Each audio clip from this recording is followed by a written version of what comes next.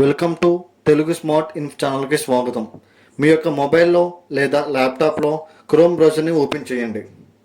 ఇక్కడ TSAEPDS అని enter చేయండి. నేను ఈ వీడియో డిస్క్రిప్షన్లో కూడా లింక్ ప్రొవైడ్ చేశాను, ఒకసారి వెళ్ళి చెక్ చేయండి. వన్స్ ఓపెన్ అయ్యాక ఇక్కడ మొదటి వెబ్సైట్ని ఓపెన్ చేయండి. ఫస్ట్ టైం మా ఛానల్ని చూస్తుంటే ఇప్పుడే సబ్స్క్రైబ్ చేసుకోండి, అలాగనే లైక్ అండ్ కామెంట్ చేయండి. వన్స్ ఓపెన్ అయ్యాక ఇక్కడ ఇంటూ ఉంది కదా, దాని మీద క్లిక్ చేయండి.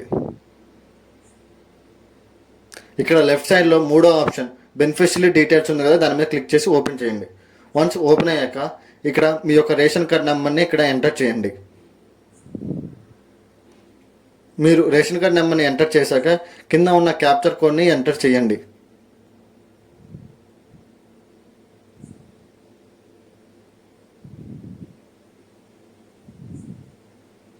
వన్స్ మీరు ఎంటర్ చేశాక కింద ఉన్న సబ్మిట్ ఆప్షన్ని క్లిక్ చేయండి. ఇక్కడ మీ యొక్క రేషన్ కార్డ్ డీటెయిల్స్ అనేది ఇక్కడ వస్తాయి. అలానే మీ యొక్క రేషన్ కార్డులో ఎంతమంది మెంబర్స్ ఉన్నారో కూడా ఇక్కడ చూపిస్తుంది. అలానే ఇక్కడ రైట్ సైడ్లో వెరిఫికేషన్ స్టేటస్ అని ఉంది కదా, అక్కడ నాట్ వెరిఫైడ్ అని ఉంది. అంటే మీ యొక్క రేషన్ కార్డులో మెంబర్ యొక్క ఈకేవైసీ ప్రాసెస్ అనేది కంప్లీట్ కాలేదు. మీరు ముందుగా మీ దగ్గరలో ఉన్న రేషన్ షాప్ కాడికి వెళ్ళి అక్కడ మీ యొక్క రేషన్ కార్డ్ నెంబరు, మీ యొక్క పేరు చెప్తే థంబ్ ఇంప్రెషన్ తీసుకొని మీ యొక్క ఈకేవైసీ ప్రాసెస్ అనేది కంప్లీట్ చేస్తారు.